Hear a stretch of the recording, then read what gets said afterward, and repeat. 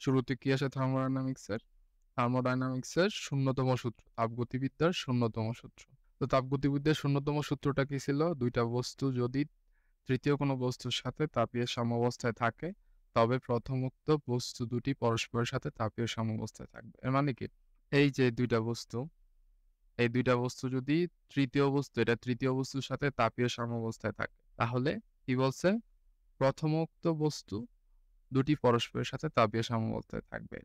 এর মানে কি? ধরো এখানে এই ২ টার মধ্যে তাপের যে পার্থক্যটা সেটা সেম আছে। তাহলে এই ২ টা বস্তুর মধ্যেও তাপের যে পার্থক্যটা এটা সেম হবে। যেমন এইখানে ধরো 100 জুল তাপ আছে। তো এইটা যেহেতু এই ২ টার সাথে তাপীয় সাম্যাবস্থায়, তো এর মানে কি এইখানেও 100 জুল আছে, এইখানেও 100 জুল আছে। দেখো A আর B ২ টা তাপীয় সাম্যাবস্থায় আছে না? A R B R A R C। তো এইখান থেকে A যদি B আর C এর সাথে তাপীয় সাম্যাবস্থায় থাকে, ম্যাথমেটিক্যালি এই ২ টাও কিন্তু তাপীয় সাম্যাবস্থায় হয়ে যায়। দেখছো? তো এইটাই হচ্ছে তাপগতিবিদ্যার ০তম সূত্র। এখন তাপগতিবিদ্যার ০তম সূত্র ইউজ করে কি আবিষ্কার হইছে? আমাদের যে থার্মোমিটার আমরা ইউজ করি, ক্লিনিক্যাল থার্মোমিটার, এটা তাপগতিবিদ্যার ০তম সূত্র ব্যবহার করে আবিষ্কৃত হইছে। ঠিক আছে? এটা এমসিকিউতে আসে। ০তম সূত্রের আবিষ্কার, ক্লিনিক্যাল থার্মোমিটার। ঠিক আছে? আর ০তম সূত্র থেইকা ইউজ কইরা কিছু ফর্মুলা আসছে। তার মধ্যে এই ফর্মুলাটা একটা। এটা কিসের ফর্মুলা? এটা হচ্ছে তোমার ক্লিনিক্যাল থার্মোমিটারের যে ইউনিট কনভার্সনটা আছে, এটা হচ্ছে সেলসিয়াস, এটা হচ্ছে ফারেনহাইট, এটা হচ্ছে কেলভিন। সো এই কনভার্সনের ফর্মুলাটা এটা C/5 F-32/9 K-273/5। ঠিক আছে? এই রিলেটেড ম্যাথ আছে, কিছু বেসিক ম্যাথ তোমরা বইতে চেক করবা। ওই ম্যাথগুলো আমরা করব না এখানে। ইজি ম্যাথ এগুলা। ঠিক আছে? এরপরে আসি একটু আপডেটেড জিনিসে। এগুলা তো আমরা 9, 10 এ ছিল তোমাদের এই কনভার্সনের ম্যাথ। এরপরে আসি যে সিস্টেম কি? এই তাপগতিবিদ্যার মেইন টপিকে যাইতেছি এখন। তাপগতিবিদ্যার ১ম সূত্র। ১ম সূত্রের আগে দেখি যে সিস্টেম কি?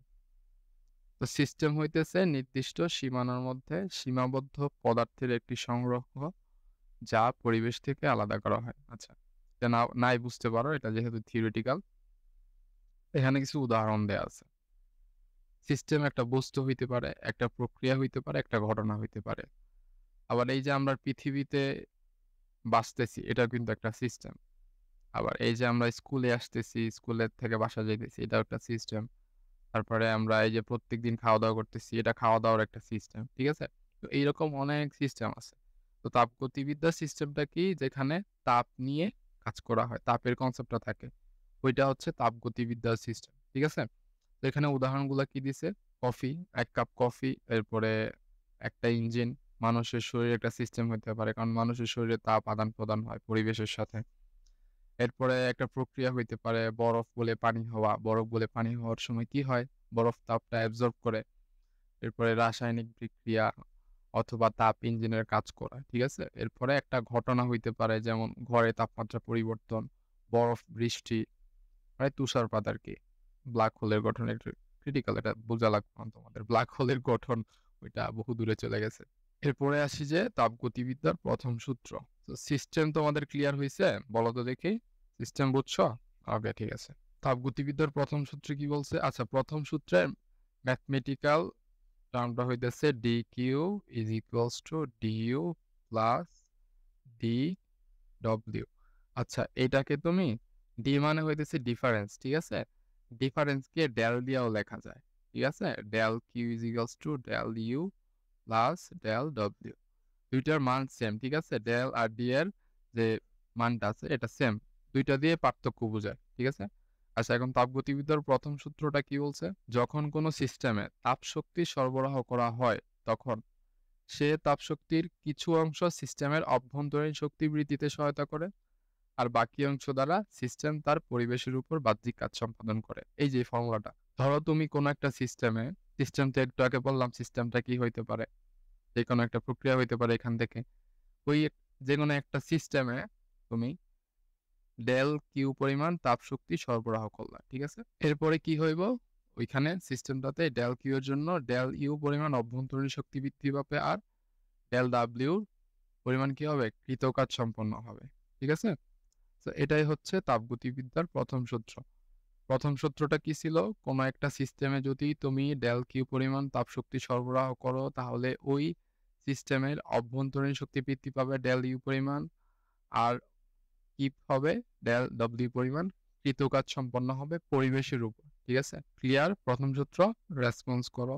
ওকে, সো এখন তোমার এই ডেল কিউ অথবা ডি কিউ, ডেল ইউ অথবা ডি ইউ, ডেল ডব্লিউ অথবা ডি ডাব্লিউ, এগুলো কখন কখন প্লাস হয়, কখন ঋণাত্মক হয়, সূত্রেই বলা আছে। সূত্র সূত্র যদি মানে আমার যে সিস্টেম যদি বলে যে কোনো একটা সিস্টেম পরিবেশের উপর 200 জুল কাজ সম্পন্ন করে, এরপরে সিস্টেমের অভ্যন্তরীণ শক্তি 200 জুল বৃদ্ধি পায়, তাহলে যদি সিস্টেমের কথাগুলো মানে তাহলে মান হইব ধনাত্মক। আর যদি সিস্টেমের কথা না মানে তাহলে মান হবে ঋণাত্মক। যেমন এখানে বলছে ডেল কিউ কখন ধনাত্মক হয়, সিস্টেমে তাপ সরবরাহ করা হলে। মানে এটা হচ্ছে 1 কাপ কফি, ঠিক আছে, 1 কাপ কফি। এখন তুমি এই কফির কি করলা, তাপটা বৃদ্ধি করলা, ঠিক আছে। কফির যদি তাপ বৃদ্ধি করো, এখানে কফিতে যদি তাপ দাও তাহলে কি হবে, ডেল কিউ এর ভ্যালু প্লাস হবে। আর যদি সিস্টেম তাপ হারায়, মানে কফি যে তাপটা আছে এটা যদি তাপটা হারায় তাহলে কি হবে, ডেল কিউ এর ভ্যালু ঋণাত্মক হবে। এখন কখন তাপ হারাবে, কখন তাপ সরবরাহ করবে, এটা তোমাকে প্রশ্নের মধ্যে বলে দিবি, ঠিক আছে, প্যারা খাওয়ার কিছু নাই। এরপরে আসি যে ডেল ইউ অভ্যন্তরীণ শক্তি। যদি সিস্টেমের অভ্যন্তরীণ শক্তি বৃদ্ধি পায়, এটা বলেই দিবে কোয়েশ্চেনে, বৃদ্ধি পাইছে কি পায় নাই। যদি বৃদ্ধি পায় ডেল ইউ এর ভ্যালু ধনাত্মক, বৃদ্ধি পাইলে এটা হবে ধনাত্মক সাইন। আর যদি হারায় তাহলে কি হবে, ডেল ইউ এর ভ্যালু ঋণাত্মক। ঠিক আছে, এটা বলেই দিবে তোমাকে। এরপরে ডেল ডব্লিউ, সিস্টেম কর্তৃক কাজ সম্পাদিত হলে। যদি সিস্টেম কর্তৃক কাজ সম্পাদিত হয় তাহলে ধনাত্মক হবে ডেল ডব্লিউ, আর যদি সিস্টেমের উপর কাজ সম্পাদিত হয় তাহলে ঋণাত্মক হবে ডেল ডব্লিউ। এই চারটা মনে রাখবা, ঠিক আছে, এই চারটা, এটা কাজে দিবে। আর কখন ধনাত্মক, ঋণাত্মক অথবা কখন কাজ কার উপর কাজ সম্পাদন হইব, কখন তাপ হারাইব, কখন তাপ সরবরাহ হইব, এটা তোমাকে বলে দিবে কোয়েশ্চেনে। প্লাস মাইনাসটা বের করা তোমার কাজ, ঠিক আছে। এরপরে আসি থার্মোডাইনামিক্সের যে 4টা প্রক্রিয়া আছে, তাপগতিবিদ্যার প্রথম সূত্রে 4টা যে প্রক্রিয়া আছে মেইন, ওই প্রক্রিয়াতে চলে আসি। আইসোবেরিক প্রসেস অথবা সমচাপ প্রক্রিয়া কখন হয়, যখন সমান চাপ থাকে, সিস্টেমের চাপের কোনো পরিবর্তন হয় না, ঠিক আছে, তখন সেই সিস্টেমকে কি বলে, সমচাপ প্রক্রিয়া বলে। ঠিক আছে, যে তাপগতীয় প্রক্রিয়ায় সিস্টেমের চাপের কোনো পরিবর্তন হয় না তাকে সমচাপ প্রক্রিয়া বলে। আবার সম-আয়তন কখন বলে, যখন আয়তনের কোনো পরিবর্তন হয় না। সমুষ্ণ কাকে বলে, যখন তাপমাত্রার কোনো পরিবর্তন হয় না। তো এখানে কনস্ট্যান্ট থাকে কি, স্থির হচ্ছে পি, আর এখানে স্থির কি, স্থির হচ্ছে ভি, আর এখানে স্থির কি, স্থির হচ্ছে টি। আচ্ছা, ধরো পি স্থির আছে, ঠিক আছে, তাহলে পি এর পার্থক্য কত, একটা সময় ব্যবধানে পি এর পার্থক্য কত, 0। যেমন ধরো তুমি সকাল 9টায় ক্লাসে গেলা, ওই সময় দেখলা চাপের পরিমাণ হচ্ছে পি, তো পি যেহেতু স্থির থাকে, সকাল 12টা বাজেও তো চাপের পরিমাণ পি থাকবে। তো ডেল পি কত হবে, অথবা ডিপি ইকুয়াল টু কত হবে, 0 হবে না। সো আমার কোনো একটা ভেরিয়েবল যদি স্থির হয়, এখানে যদি চাপটা স্থির হয় তাহলে চাপের পরিবর্তন 0 হবে। আবার এখানে আয়তনটা স্থির, তাহলে আয়তনের পরিবর্তন কত, ডিভি কত হবে, 0 হবে। আবার এইখানে তাপমাত্রা স্থির, তো তাপমাত্রার পরিবর্তন কত হবে, 0 হবে। ঠিক আছে, তো সমচাপ প্রক্রিয়া চাপ স্থির থাকে, চাপ স্থির থাকলে কৃতকাজের ফর্মুলা কি, ডেল ডব্লিউ is equals to p del v. ঠিক আছে, আমরা ডেল দিয়ে করতেছি। আচ্ছা, এদিকে যেহেতু ডি লিখছি, সবগুলা ডি দিয়ে লিখি। ডি ডব্লিউ is equals to p d v. D v মানে কিসের পরিবর্তন, আয়তনের পরিবর্তন। ঠিক আছে, তাহলে সম-আয়তন প্রক্রিয়ার কৃতকাজ কত হবে, কৃতকাজের সূত্র কি জানতাম, পি ডিভি না, তাহলে ডিভি সম-আয়তন প্রক্রিয়া 0। এর মানে কি, সম-আয়তন প্রক্রিয়ায় কৃতকাজ 0। এখন তুমি যদি এই ডি ডাব্লিউ এর ভ্যালু তাপগতিবিদ্যার প্রথম সূত্রে বসাও, কি আসে, d q is equals to d u plus d ডাব্লিউ। এখানে ডি ডাব্লিউটা 0 হয় না, তাহলে d q is equals to কি পাইলাম, ডি ডাব্লিউ। ঠিক আছে, এটা হচ্ছে তাপগতিবিদ্যার প্রথম সূত্রে সম-আয়তন প্রক্রিয়ায় কি হয়, বস্তুতে যে তাপ সরবরাহ করা হয় তা অভ্যন্তরীণ শক্তির পরিবর্তনের সমান। ঠিক আছে, তো এরপরে সমচাপ প্রক্রিয়াটা কি, সূত্রটা কি দাঁড়ায়, সূত্র কি জানি, d q is equals to d u plus d ডাব্লিউ। তো এখানে ডি ডাব্লিউ এর ভ্যালু যদি বসায়, d q is equals to কি দাঁড়ায়, ডিইউ প্লাস পি ডি। ঠিক আছে, এটা সমচাপ প্রক্রিয়ায়। এরপরে আসি সমষ্ণ প্রক্রিয়া। সমষ্ণ প্রক্রিয়ায় কি স্থির থাকে, তাপমাত্রা স্থির থাকে। এখন মনে রাখবা, তাপমাত্রার সাথে অলওয়েজ সম্পর্কটা হইতেছে কিসের, অভ্যন্তরীণ শক্তির ডিইউ এর একটা ফর্মুলা আছে, সেটা হচ্ছে এন সিভি ডিটি। ঠিক আছে? তো এই ফর্মুলাটা যদি অ্যাডভান্স এখানে চলে আসছে, এটা পরে আমরা পড়বো, মনে রাখবা। যদি তাপমাত্রা কোনো একটা সিস্টেমের তাপমাত্রা যদি স্থির থাকে, তাহলে অভ্যন্তরীণ শক্তির পরিবর্তন হয় না। সিস্টেমের তাপমাত্রা হচ্ছে অভ্যন্তরীণ শক্তির সমানুপাতিক। ঠিক আছে? তো এখানে দেখো এই ফর্মুলা থেকে ডিইউ হচ্ছে ডিটি এর সমানুপাতিক। এখন ডিটিটা যদি 0 হয়, তো তোমার ডিইউটা 0 হয় না? এখানে যদি তোমার ডিটিটা 0 হয়, তাহলে তোমার ডিইউটা 0 হয়ে যায়। ডিইউ 0 মানে কি? অভ্যন্তরীণ শক্তির পরিবর্তন 0। এই ফর্মুলা থেকে কি দাঁড়াইলো? আমার DQ is equals to 0 plus DW. তো সমষ্ণ প্রক্রিয়ায় কি দাঁড়াইলো? DQ is equals to DW. ঠিক আছে? আবার ডিডব্লিউ এর ফর্মুলা কি? ডিটিভি। এর মানে কি? সমষ্ণ প্রক্রিয়ায় বস্তুতে সিস্টেমে যে পরিমাণ তাপ সরবরাহ করা হয়, তা সিস্টেম দ্বারা কৃত কাজের সমান। ঠিক আছে? এরপরে আসি রুদ্ধতাপীয় প্রক্রিয়া। ঠিক আছে? রুদ্ধতাপীয় প্রক্রিয়ায় তোমার স্থির থাকে হচ্ছে তাপ। সিস্টেম থেকে কোনো তাপ বাহিরেও যায় না, ভিতরে আসে না। তো তাপ যদি স্থির থাকে, ডিকিউ এর ভ্যালু কত? 0। তো এটা যদি তুমি তাপগতিবিদ্যার প্রথম সূত্রে বসাও, তাহলে কি দাঁড়ালো? DQ is equals to d u plus DW. তো এখানে 0 হইলে ডিইউ প্লাস ডিডব্লিউ। সুতরাং কি দাঁড়ায় এখানে? DU is equals to minus DW, অথবা minus DU is equals to DW. ঠিক আছে? এটা হচ্ছে 0। তো রুদ্ধতাপীয় প্রক্রিয়ায় কি? বস্তুর অভ্যন্তরীণ শক্তির পরিবর্তন কৃত কাজের ঋণাত্মক মানের সমান। ঠিক আছে? আচ্ছা, এরপরে আসি যে মোলার আপেক্ষিক তাপ। আচ্ছা, তোমাদের এই 4টা প্রসেসের মধ্যে কারো কোনো প্রসেসের সমস্যা আছে? বুঝছো? ক্লিয়ার? ওকে। আচ্ছা, এখন আসি যে মোলার আপেক্ষিক তাপ। মোলার আপেক্ষিক তাপ কি? কোনো পদার্থের 1 মোলের উষ্ণতা, মানে কোনো পদার্থের তাপমাত্রা একক বৃদ্ধি করতে, কোনো পদার্থের 1 মোলের উষ্ণতা 1 কেলভিন বৃদ্ধি করতে প্রয়োজনীয় তাপকে পদার্থের মোলার আপেক্ষিক তাপ বা মোলার তাপ বলা হয়। কোনো পদার্থের 1 মোলের উষ্ণতা মানে কি? তাপমাত্রা 1 কেলভিন বৃদ্ধি করতে প্রয়োজনীয় তাপকে ওই পদার্থের মোলার আপেক্ষিক তাপ বা মোলার তাপ ধারণ ক্ষমতা বলা হয়। এখন মোলার আপেক্ষিক তাপ 2 রকমের হয়। একটা হচ্ছে স্থির চাপে, একটা হচ্ছে স্থির আয়তনে। সিপি হচ্ছে স্থির চাপে, সিভি হচ্ছে স্থির আয়তনে। আর মোলার আপেক্ষিক তাপের অনুপাত হচ্ছে gamma is equals to c p by c v. ঠিক আছে? তো গামার ভ্যালু 1 পরমাণুকের জন্য কত হয়? 1 পরমাণু কোনো মৌলের জন্য গামার ভ্যালু হয় তোমার গামা ইজ ইকুয়ালস টু 1.67। দ্বিপরমাণুকের জন্য গামার ভ্যালু হয় 1.40। বহু পরমাণুকের জন্য গামার ভ্যালু হয় 1.33। ঠিক আছে? আর সিপি মাইনাস সিভি এই ভ্যালুটা হয় গ্যাস ধ্রুবক আছে যেটা, সার্বজনীন গ্যাস ধ্রুবক 8.314 জুল পার মল পার কেলভিন। ঠিক আছে? পার কেজি।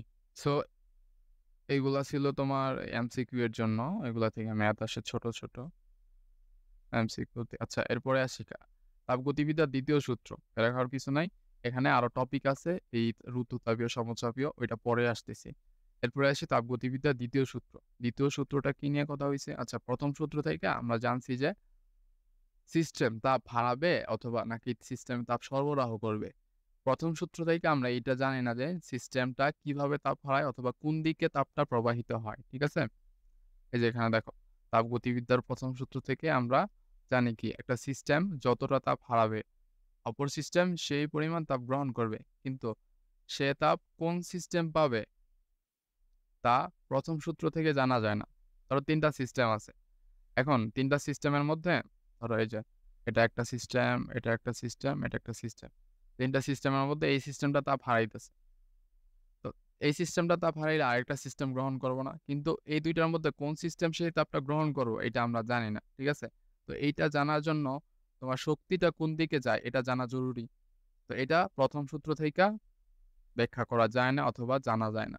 এইটা জানার জন্য তাপগতিবিদ্যার দ্বিতীয় সূত্রটা আবিষ্কৃত হয়েছে। ঠিক আছে? দ্বিতীয় সূত্রে একেকজন 4 জন বিজ্ঞানী একেকজন একেক রকম বিবৃতি দিচ্ছে। বিবৃতিগুলা দেখতে পারো, এগুলো তোমাদের ক নম্বরে আসে। কোনো নির্দিষ্ট পরিমাণ, কারণ কি বলছে? কোনো নির্দিষ্ট পরিমাণ তাপশক্তিকে সম্পূর্ণরূপে যান্ত্রিক শক্তিতে রূপান্তরে সক্ষম এরূপ যন্ত্র নির্মাণ সম্ভব নয়। কোনো নির্দিষ্ট পরিমাণ তাপশক্তিকে সম্পূর্ণরূপে যান্ত্রিক শক্তিতে রূপান্তরে সক্ষম এরকম যন্ত্র নির্মাণ করা সম্ভব নয়। যেমন তুমি কি করলা? একটা ফোন কিনলা।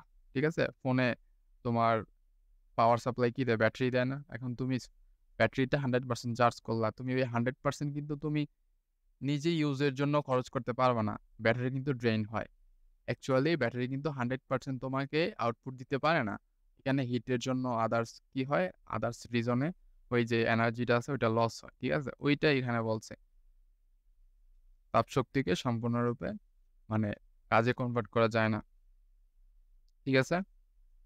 আচ্ছা এই যে এখানে বলছে বোল্ডেড একটা লাইন আছে। কোন শক্তি কোন দিকে বা কতখানি রূপান্তরিত হবে বা কি অবস্থায় সেটি হচ্ছে দ্বিতীয় সূত্রের প্রতিপাদ্য বিষয় হচ্ছে এটা।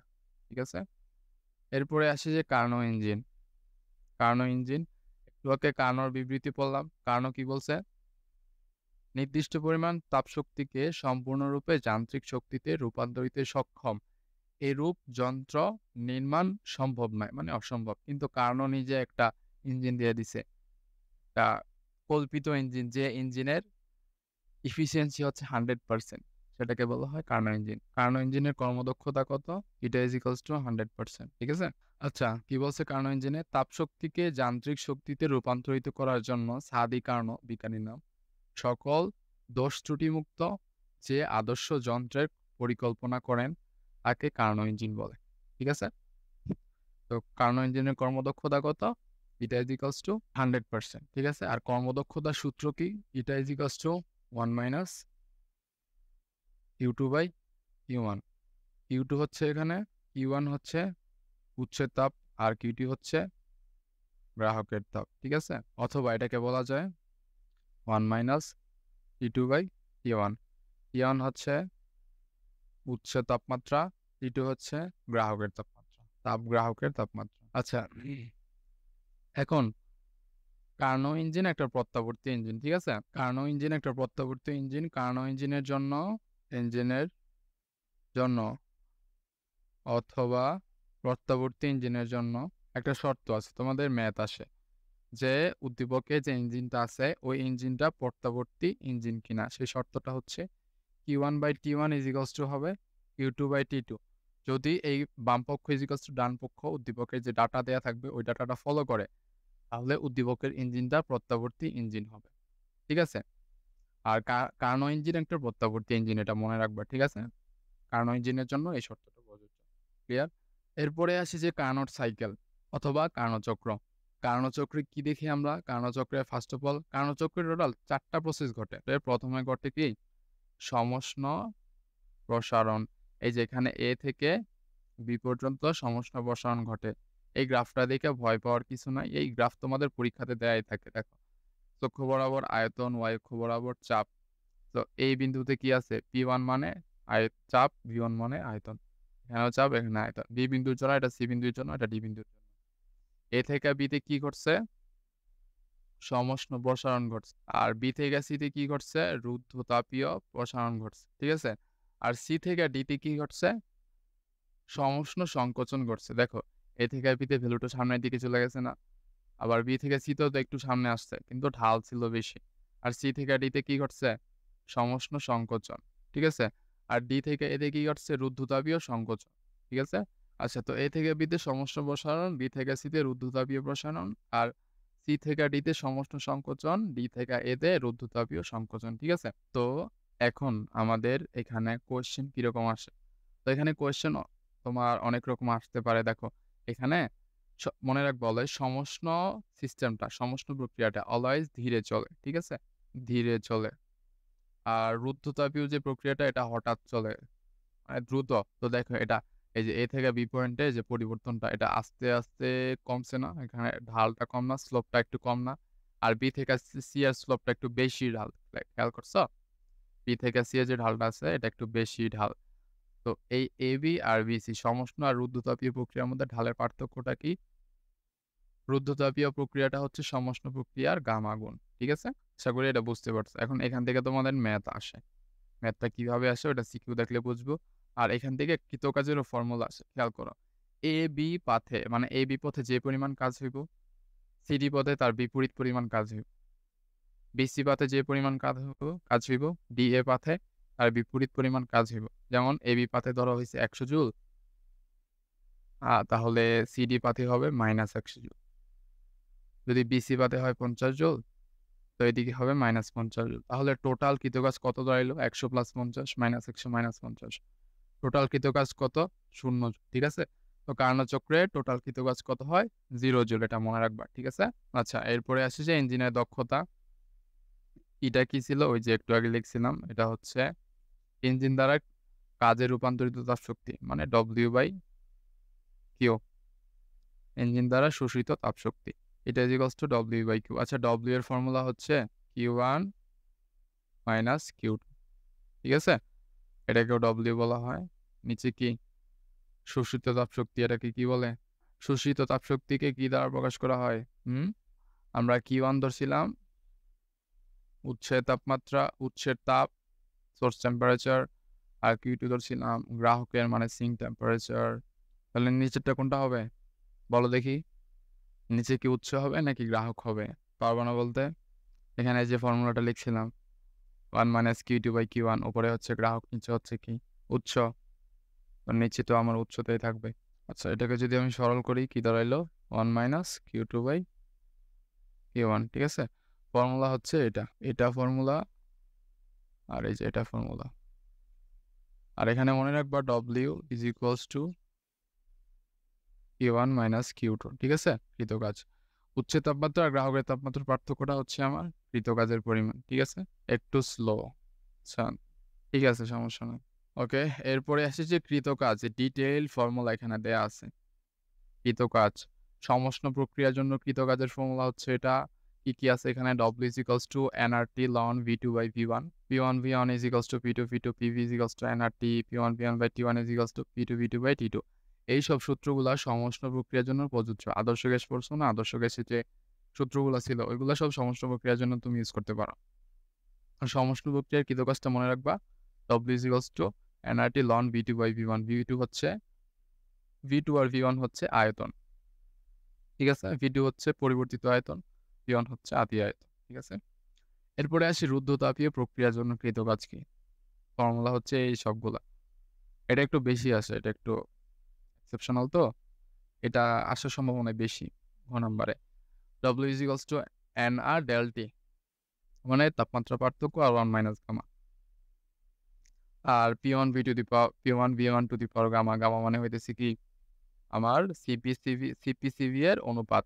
এখন এইখানে গামাটা সিস্টেমে যেই তোমার ধরো সিস্টেমে অক্সিজেন ইউজ করা হইছে। অক্সিজেন গ্যাস ইউজ করা হইছে। অক্সিজেন গ্যাসের জন্য গামার ভ্যালু কত?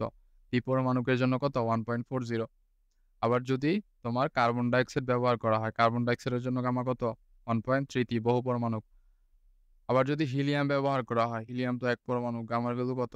1.67। ঠিক আছে? এটা ডিপেন্ড করে সিস্টেমে কোন গ্যাস ব্যবহার করা হইতেছে। ঠিক আছে? ওই গ্যাসের জন্য তুমি গামাটা ব্যবহার করবা। ক্লিয়ার? এরপরে আমরা ম্যাথে চলে আসি। এখানে ৩ টা ম্যাথ আসে। ম্যাথ করার পরে আমাদের মোটামুটি চ্যাপ্টারের হাইলাইটটা শেষ। এরপরে কার্নো চক্রের একটা ম্যাথ আনবো এখানে ইম্পোর্টেন্ট। কার্নো চক্র থেকে তোমাদের ম্যাথ আসবে। ঠিক আছে? এই যে এটা ইম্পোর্টেন্ট একটা টপিক। দেখবা বোর্ডে কিছু কার্নো চক্রের ম্যাথ আসছে। ঠিক আছে? ওইগুলো তোমরা বাসায় করবা ভালো করে। আচ্ছা, তো এই ম্যাথটা করি। কি বলছে এখানে? পিস্টনযুক্ত একটি সিলিন্ডারে কিছু গ্যাস আবদ্ধ আছে। গ্যাসের চাপ দেয়া আছে এত। স্থির রেখে আচ্ছা, কোয়েশ্চেন পড়তে হইব আগে। সমচাপ প্রক্রিয়ায় গ্যাস প্রসারণের ফলে কৃত কাজ। তো সমচাপ প্রক্রিয়ায় কৃত কাজের ফর্মুলা কি ছিল? P ইজিক্যালস টু সরি কি না dW ইজিক্যালস টু কি ছিল? PdV। এটা ছিল না সমচাপ প্রক্রিয়ার কৃত কাজ? তো P কত এখানে? সমচাপটা কত? ৬০০ স্কেল ইনটু dV মানে আয়তনের পরিবর্তন কত হইছে? dV ইজিক্যালস টু কত? 3.75 - 2.5 মিটার কিউব। কত হইল তাইলে? এটা 1.25 মিটার কিউব। ঠিক আছে? তো এটা গুণ করে দিলে আমার অ্যান্সার চলে আসছে। অথবা এটা অর্ধেকের অর্ধেক 150 750 জুল অ্যান্সার। ঠিক আছে ম্যাথটা? বুঝছো সবাই? আচ্ছা, এরপর খ নম্বরে বলছে যে সিস্টেমের অভ্যন্তরীণ শক্তির পরিবর্তন নির্ণয় করো। সিস্টেমের অভ্যন্তরীণ শক্তির পরিবর্তন নির্ণয় করো। অভ্যন্তরীণ শক্তির পরিবর্তনের সূত্র কি? তাপগতিবিদ্যার প্রথম সূত্রটা কি ছিল? dq = du + dw। এখানে অভ্যন্তরীণ শক্তির পরিবর্তন কি এটা? আমরা ডিউটা পাইছি না? ডিউটা কত পাইছি? 750 জুল। আর ডিকিউটা আমাদের দেয়া আছে এখানে দেখো তো।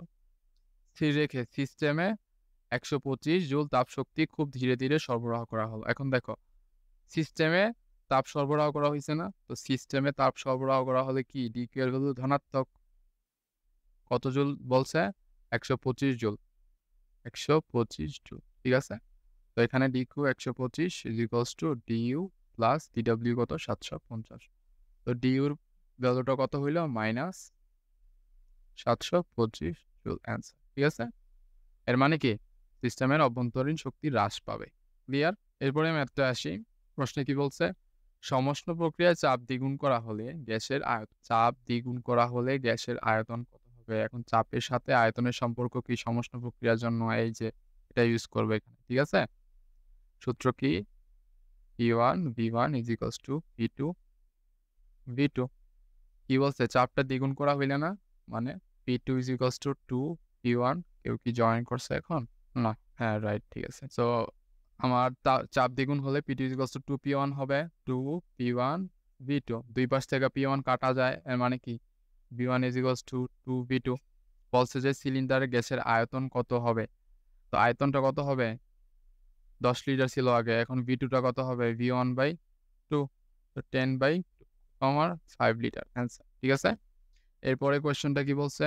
এটা হচ্ছে আমার ক, এটা হচ্ছে আমার খ। এরপরে কোয়েশ্চেনে কি বলছে? সিলিন্ডারে গ্যাসের চাপ হঠাৎ দ্বিগুণ করা হলে তাপমাত্রা বৃদ্ধি পায়। তাপগতিবিদ্যার প্রথম সূত্রের আলোকে বিষয়টি যৌক্তিকতা যাচাই করো। তো এখন দেখো 3টা ভেরিয়েবল আসছে। এক হচ্ছে কি চাপ, একটা আয়তন, আর একটা হচ্ছে কি তাপমাত্রা। তাপমাত্রাটা বৃদ্ধি পায়। এখন এই 3টা ভেরিয়েবল নিয়ে ফর্মুলা কি? P1 V1/T1 is equals to P2 V2/T2। ঠিক আছে? তো এটা পারবো আশা করি। ও ওয়েট, স্লাইডটা চেঞ্জ হয়ে গেছে। ঠিক আছে?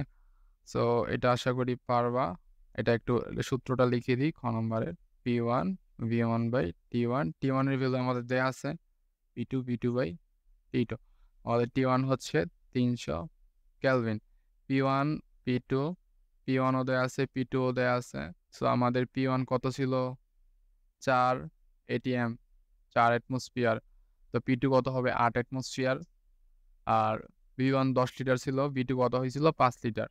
4 ATM, এটা ছিল 8 অ্যাটমসফিয়ার, V1 ছিল 10 লিটার, V2 হয়েছে 5 লিটার। এখন T2টা বের করতে হবে। ঠিক আছে? এটা বাসায় করবো। ঠিক আছে?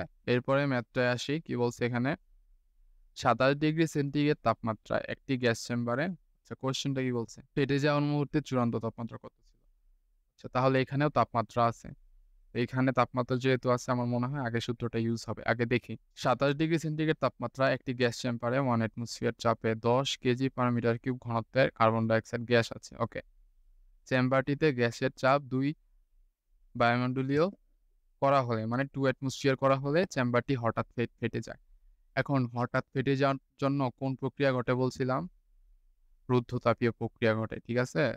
রুদ্ধতাপীয় প্রক্রিয়া হবে, কারণ হঠাৎ ঘটেছে। ঠিক আছে? তো রুদ্ধতাপীয় প্রক্রিয়ার জন্য এইখানে ফর্মুলাটিকে এখানে কি, কি দেয়া আছে? চাপ দেয়া আছে, তাপমাত্রা দেয়া আছে। তো চাপ আর তাপমাত্রার সাথে রুদ্ধতাপীয় প্রক্রিয়ার জন্য রিলেটেড ফর্মুলাটা কি ছিল আমাদের? বলতে পারবা? T1 P1 1 minus gamma by gamma is equals to T2 P2 1 minus gamma by gamma। এই যে ফর্মুলাটা ছিল এখানে। এই যে চাপ আর তাপমাত্রা, এগুলো একটু মনে রাখা কঠিন হলে মনে রাখতে হবে। ঠিক আছে? সো এই ফর্মুলাটা দিয়ে আমরা এই ম্যাথটা করে ফেলবো। T1 P1 1 minus gamma by gamma is equals to T2 P2 1 minus gamma by gamma। এখানে গামার ভ্যালু কত? কার্বন ডাইঅক্সাইডের জন্য বহু পরমাণু, মানে কি 1.33। T1 এর ভ্যালু কত? 27 ডিগ্রি সেন্টিগ্রেড। 27 ডিগ্রি মানে কত কেলভিন? 300 কেলভিন। তো আমার বের করতে বলছে কি T2 এর value. T2 is equals to what? P1 এর ভ্যালু হচ্ছে 1 অ্যাটমসফিয়ার আর P2 এর ভ্যালু হচ্ছে কত? 2 অ্যাটমসফিয়ার। ঠিক আছে? সো এখানে হচ্ছে T1 কত? আমি যদি ভ্যালুগুলো বসাই সব, P1 এর ভ্যালু কত? 1, পাওয়ার কত হয়? 1 minus 1.33 by 1.33 is equals to T2 এর ভ্যালুটা আমার লাগবে। P2 হচ্ছে 2 to the power 1 minus 1.33 divided by 1.33. তো এটা ক্যালকুলেশন করতে পারবো আশা করি। এইসব ভ্যালুর নিচে এটা এই ভ্যালুটা ভাগ দিবা। তো T2 এখানে কত আসবে? T2টা আসবে তোমার 356 কেলভিন। ঠিক আছে? 356 কেলভিন। 356 kelvin answer. ঠিক আছে? এটা বুঝতে পারছো আশা করি। এরপরের কোয়েশ্চনটা কি বলছে? চেম্বারটির চূড়ান্ত তাপমাত্রার সাথে ঘনত্বের কেমন পরিবর্তন? আচ্ছা, এখন এখানে ঘনত্বটাও নিয়ে আসছে। তো আমার ঘনত্বের রিলেটেড যে সূত্র সেটাও তো জানতে হইবে এখানে নাকি? ঘনত্ব রিলেটেড সূত্র কি? চাপ আর তাপমাত্রা আর ঘনত্বের সূত্র কি? ρ1 T1 by P1 is equals to ρ2 T2 by P2. কি ছিল? ρ1 T1 by P1 is equals to ρ2 T2 by P2. ঠিক আছে? তো এখানে P1 ρ1 কত দেয়া আছে? আদি ঘনত্ব কত দেয়া আছে? 100 কেজি পার মিটার কিউব। তো আমার ρ2টা বের করতে হবে। এখানে P1ও দেয়া আছে, P2ও দেয়া আছে। আমি T1ও পাইছি, T2ও পাইছি। এখন কি তুমি বাকিটা বের করতে পারবা? ρ2টা আশা করি এটা বের করতে পারবা। ঠিক আছে? সো এটাও বাড়ি গাছ থাকবে। ঠিক আছে? এটার অ্যান্সারটা আসবে তোমার ρ2 আসবে 168 কেজি মিটার পার কিউব। তাহলে পার্থক্যটা কত হবে? 68 কেজি মিটার পার কিউব। ঠিক আছে? ρ2 হচ্ছে 168.4 কেজি মিটার পার কিউব। যেহেতু তোমার পার্থক্য বলছে ডেল রো হবে 68.4 কেজি মিটার পার কিউব। আগেরটা ছিল 100, এটা থেকে এটা বিয়োগ করলে থাকে 68। ঠিক আছে? এরপরে আরেকটা ম্যাথ আসি, সেটা হচ্ছে যে বলছে এখানে চাপ যদি হঠাৎ করে দ্বিগুণ করা হয়। এখন মনে করবা এখানে হঠাৎ যেহেতু বলছে মাথায় আনবা এটা হচ্ছে রুদ্ধতাপীয়। ঠিক আছে? তো যা ফর্মুলা ইউজ করবা সব রুদ্ধতাপীয় হবে। ঠিক আছে? তাহলে বায়ুর আয়তন ও উষ্ণতা কত হবে? আয়তন মানে ভি, উষ্ণতা মানে তাপমাত্রা টি। ঠিক আছে? তো এখানে দেয়া আছে কি? চাপ দেয়া আছে আর আদি তাপমাত্রা দেয়া আছে, আদি আয়তন দেয়া আছে। তো ফার্স্টে আমি কি করব? 3টা ভেরিয়েবল আছে এখানে। ঠিক আছে? কোন ফর্মুলাটা ইউজ করা যায় এখানে? তো আমি ফার্স্টে চাপ আর আয়তনের ফর্মুলাটা দিয়া আমি শেষ আয়তনটা বের করব এখানে। ফর্মুলা কি? রুদ্ধতাপের জন্য P1 V1 by P1 V to the power gamma by P2 V to the power gamma. এখান থেকে কি বের করব আমি? V2টা বের করব। V2টা কিভাবে বের করব? ইজ ইকুয়ালস টু কি দাঁড়াইলো এখানে? এটা তো V1 P2 P1 P1 two the power gamma P2 এটা হোল টু দি পাওয়ার এদিক থাকলে এটা এদিকে এসে বলবো। ঠিক আছে? এখন তুমি শান্তি মতো ভ্যালু বসাও এখানে। 3 ইন্টু V1 এর ভ্যালু কত? 10 লিটারস। আর ওই গামার ভ্যালু কত? কোন গ্যাস এটা? সিলিন্ডারের মধ্যে কি গ্যাস আছে এটা বলে দিছে এখানে। গামার ভ্যালুটা এখানে বহু পারমাণবিক ধরে নাও 1.40। সো গামার ভ্যালু তুমি বসাও 1.4। P2 কত? যদি চাপ যদি আমার দ্বিগুণ হয়, যে বলে দিছে চাপ দ্বিগুণ হবে, তাহলে P2 কত হবে? 3 ছিল 6 হবে। 1 বাই গামার ভ্যালু 1.4। ঠিক আছে? তো এই ক্যালকুলেশনটা করার পরে আমার V2 আসবে 6 লিটার। ঠিক আছে? 6 লিটার। ক্লিয়ার এটা? ব্যাপারটা হইতেছে এখানে কোন সূত্র ইউজ হইব তোমাকে এটা ক্যাচ করতে হবে আগে। যদি প্রক্রিয়াটা আস্তে আস্তে ঘটে, ধীরে ধীরে ঘটে, তাহলে এটা হবে হ্যাঁ, শুনতে পারতেছি। গামার ভ্যালুটা তোমাদের দেয়া থাকবে। ঠিক আছে? এখানে দেয়া নাই বাই মিস্টেক। ঠিক আছে? আচ্ছা, তো এখানে আমরা শেষ আয়তনটা পাইলাম। এখন আমাদের কি বের করতে হবে? তাপমাত্রাটা বের করতে হবে। দেখো, আমরা এর আগে চাপ আর তাপমাত্রার একটা রিলেটেড সূত্র পড়ছিলাম না? এই যে এটা তাপমাত্রা আর চাপ, এই যে এটা তাপমাত্রা আর চাপ, এই সূত্রটাই ইউজ করবো আবার এখানে। ঠিক আছে? এখানে আমাদের চাপ দেয়া আছে, আদি চাপ শেষ চাপ দেয়া আছে, আদি তাপমাত্রা দেয়া আছে। তো শেষ তাপমাত্রাটা কিভাবে বের করবো? সূত্রটা কি ছিল? T1 P1 1 minus gamma by gamma is equals to T2 P2 1 minus gamma by gamma. ঠিক আছে? তো P1 হচ্ছে 3 অ্যাটমসফিয়ার, P2 হচ্ছে 6 অ্যাটমসফিয়ার, T1 হচ্ছে 300 কেলভিন, আর গামা হচ্ছে 1.4, T2 ইকুয়ালস টু 4। ঠিক আছে? এটা পারবো আশা করি। আমাদের আরেকটা টপিক বাকি আছে, এটা বলতে পারো কি? এন্ট্রপি। হ্যাঁ, এন্ট্রপি থেকে তোমাদের ম্যাথ যদিও কম আসে, তবুও আসার পসিবিলিটি আছে। ঠিক আছে? ম্যাথ কম আসে, তুমি যদি এই যে টপিকগুলো পড়াইলাম এগুলো যদি সলভ করো, তাহলে একটা শিওর তুমি টপিক কমন পেয়ে যাবা। আর এন্ট্রপি যে টপিকটা আছে সেটা তোমাকে বলে দিতেছি, যে এন্ট্রপির ভিডিওটা যে আছে এখানে, হ্যাঁ এই ভিডিওটা দেখবা। ঠিক আছে? 8 মিনিট 9 মিনিট একটা ভিডিও আছে, এই ভিডিওটা দেখলে তোমার ক্লিয়ার হয়ে যাবে। আর এই ভিডিওটার ক্লাস নোটও দেয়া আছে ডেসক্রিপশনে, ঠিক আছে? ওকে, ঠিক আছে। আল্লাহ হাফেজ। আজকে ক্লাস এ পর্যন্তই। ওয়ালাইকুম আসসালাম।